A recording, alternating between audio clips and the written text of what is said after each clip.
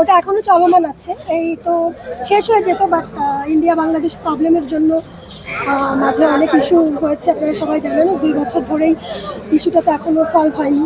Visa কিছুদিন আগেই 28 তারিখেই ওপেন করেছে। সো এই প্রবলেমগুলোর জন্য একটু অফ আছে, হয়ে যাবে কিছুদিন পর, প্রবলেম সলভ হয়ে যাবে, তখন পুরো কাজই শেষ। এটা একটা ভালোবাসার জায়গা। সো প্রচুর ভালোবাসা যাদের আছে তারাই কিন্তু এখানে লগ্নি করবে। এটা আপনাকে ধরে নিতে হবে পুরো একটা লস প্রজেক্ট, তারপরও কোটি টাকা ইনভেস্ট করছে। কেন করছে? এই জায়গাটাকে ভালোবাসা যারা তারাই করছে। সো আমার প্রতিটা চিন্তাধারাই শিল্প। সো আমি অবশ্যই শিল্পাঙ্গনেই থাকবো, যার কারণেই আমার লগ্নি। পরবর্তী সিনেমার হিরো কি হতে যাচ্ছে?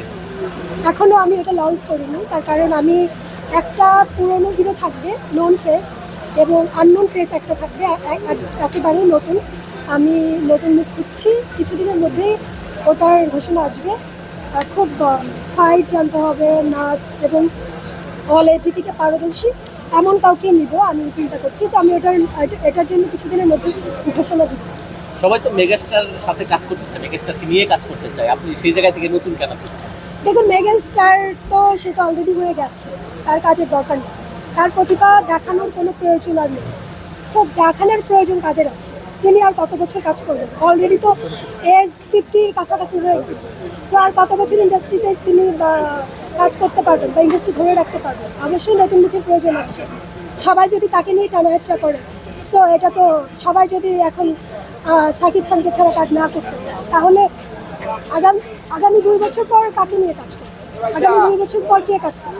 এখন থেকেই তো প্রিপারেশন নিতে হবে যে নতুন ফেস আসে, নতুন আর্টিস্ট তৈরি হোক, তাই না? সো আমার এই জন্যই আমার যেটা টার্গেট, নতুন হিরো তৈরি হোক।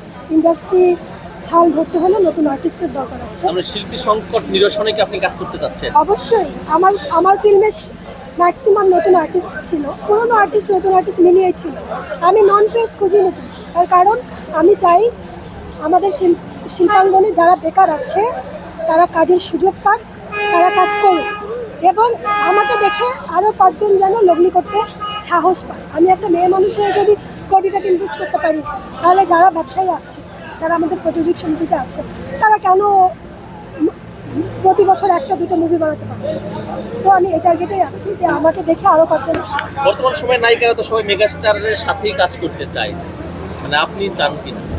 দেখুন, আমি একজন স্টারের সাথে কাজ করলাম, একজন মেগাস্টারের সাথে কাজ করে আমি রীতিমতো আমি মেগাস্টার হয়ে গেলাম। তো আসলে আমার যোগ্যতাটা কী? আমি তো আমার যোগ্যতাতে ওখানে যেতে পারলাম না। আর যারা তাদের নিজের যোগ্যতায় ওখানে যেতে পারবে না, তারা তো ওই জায়গাটার ভ্যালুও বুঝবে না। সো রাতারাতি, এই জন্যই তো রাতারাতি যেমন হিরোইন তৈরি হচ্ছে, রাতারাতি তারা ভ্যানিশও হয়ে যাচ্ছে। একজন শাবানা ম্যাডাম, একজন ববিতা ম্যাডাম, একজন শাবনুর ম্যাডাম, মৌসুমী ম্যাডাম, এইভাবে তো তৈরি হয় না, একদিনে তৈরি হয় না, যার কারণে তারা আজও কিংবদন্তি হিসেবেই আছে। সো কিংবদন্তি হতে গেলে আপনাকে অবশ্যই সিঁড়ি বেয়ে উঠতে হবে। এক রাতে আপনি কি মেগাস্টারের সাথে কাজ করার জন্য কি যোগ্য না? আমি করতে চাই। আমি তো বারবার বলছি যে আমি একজন মেগাস্টারের সাথে কাজ করে আমি মেগাস্টার হয়ে গেছি। তো আমার যোগ্যতাটা আসলে কি? আমার যোগ্যতাটা কি বলা? সিনেমার এই পরিস্থিতি, এই অবস্থায় আপনি ইনভেস্ট করার কেন হচ্ছে? ওই যে আমি বলছি না, যে আমি বারবারই বলছি যে আমি চাই নতুন আর্টিস্ট তৈরি হোক। আমি চাই যারা বেকার বসে আছে আমাদের ইন্ডাস্ট্রিতে তারা কাজ পায়। যারাই কাজ করছে বছরে 2টা-4টা, তারা ম্যাক্সিমাম দেখা যাচ্ছে ইন্ডিয়া থেকে শিল্পী আসতেছে, বাইরের থেকে শিল্পী আসতেছে। কিন্তু আমার মুভিতে কিন্তু আমি ইন্ডিয়ান কোনো শিল্পী ইউজ করিনি, এবং নেক্সট ফিল্মেও আমার কোনো ইন্ডিয়ান শিল্পী থাকবে না। আমার কলা কৌশলী যারা আছেন তারা দেশে থাকবেন, আমার শিল্পী যারা আছেন তারা সবাই দেশে থাকবে। সো আমি এই টার্গেটেই আছি যে আমার যারা কাজ নেই, আমার প্রোডাকশনে তারা কাজ করবে, নতুন মুখ করবে। দেখুন, বিজনেসে তো লাভ হবে, লোকসান হবে। এখন আমি তো বলতেই পারবো না যে আমার এই মুভিটাই লেগে যাবে। সো এখন করছি 1-2-3-4টা করতে করতে কখনো হয়তো বা লাভ হবে, কখনো লস হবে। ওই লাভ লোকসানের কথা হিসাব করে তো ব্যবসা হয়। আপু, আমরা দেখি সাধারণত যেটা হয়, ইন্ডিয়া থেকে না এখানে বাংলাদেশে কাজ করা হয়। কেন কাজ করা হয়? মানে বলা হয় যে তাদের বডি ফিটনেস অনেক ভালো, তারা অভিনয়ে দক্ষ, এবং আমরা আপনাকে আসলে যদি বলি, মানে আপনিও যথেষ্ট মানে ফিটনেসের ব্যাপারে সচেতন এবং তাদের সাথে তুলনা করার মতো। আপনি আসলে নিজেকে কিভাবে ফিট রাখছেন? এটাই তো আমি বলবো যে আপনার চোখ তো শুধু আমার সাথে আছে বিষয়টা তাই না, চোখ আপনাদের সাথেও তো আছে। সো আপনারাই তো দেখতে পাচ্ছেন, আপনারাই দেখেন, এবং এই কোশ্চেনটা আমাকে কেন করবেন? যারা নিচ্ছে আমার প্রযোজনা প্রতিষ্ঠান থেকে তো কোনো বাইরের শিল্পী এসে কাজ করে না, বা কোনো ক্যামেরাম্যান প্রোডাকশনের কেউ না, বা কোনো টেকনিশিয়ান এসে কাজ করে না। সো বিষয়টা এরকম না যে তাদের মুভি সবাই টেকনিশিয়ানও বাইরে থেকে আসে, তার মানে কি আমাদের টেকনিশিয়ানরা কাজ জানে না? এটা কি বলবেন? তাহলে এত বছর ফিল্ম ইন্ডাস্ট্রি চলেছে কীভাবে? 1200 হল ছিল তখন কীভাবে চলেছে যদি কাজ নাই জানে? সো বিষয়টা হচ্ছে এটা যে করছেন আপনারা করবেন, যে আপনারা বাংলাদেশের হিরোইন থাকার পরেও কেন আপনারা যে প্রযোজকরা এনে কাজ করেছে সেই প্রযোজকদের করবেন, আমি তো এনে করিনি, সো আমাকে কেন করবেন? বলিউড হিরোইনদের মতো ফিগার থাকার পরেও প্রযোজক বা ডিরেক্টরদের নজর কাটতে পারছেন না কেন, বা তাদের আসলে মানে নজর কাড়ার উপায়টা কি? এখানে আসলে নজরের কিছু বিষয় নেই, আসলে আগে যারা ছিল তারা যে প্রযোজক ছিল সেই পরিচালক ছিল। ম্যাক্সিমাম দেখবেন শিল্পী আর্টিস্ট তৈরি করেছে কি এতেশাম স্যার। এতেশাম স্যারের ক্রিয়েশন কতগুলো সেটা আপনি জানেন?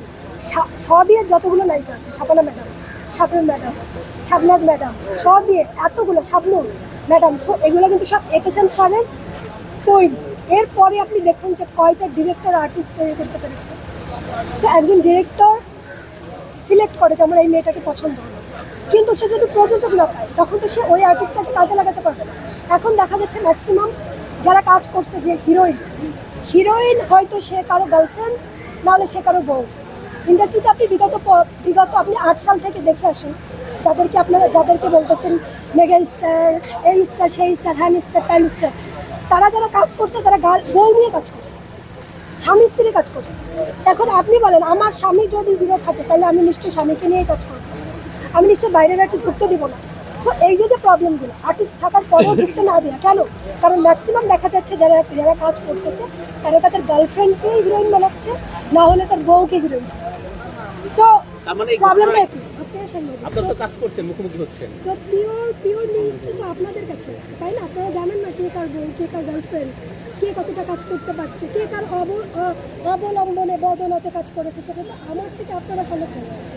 আচ্ছা, নিজেকে মেনটেন করেন আসলে কিভাবে? মেনটেন হয়ে আমি জিম করি, আমি প্রতিদিন 2 ঘন্টা আমি জিম করি। আমি খাই না, বাট আমার খাওয়া লিমিটেশন, সব কিছুই ভাত থেকে শুরু করে সব কিছুই খাই, বাট সেটা লিমিটেশনের মধ্যে। এবং আমি প্রচুর জিম করি, বিগত 10 বছর ধরে আমি জিম করছি, আমি প্রচুর এক্সারসাইজ করতে পছন্দ করি।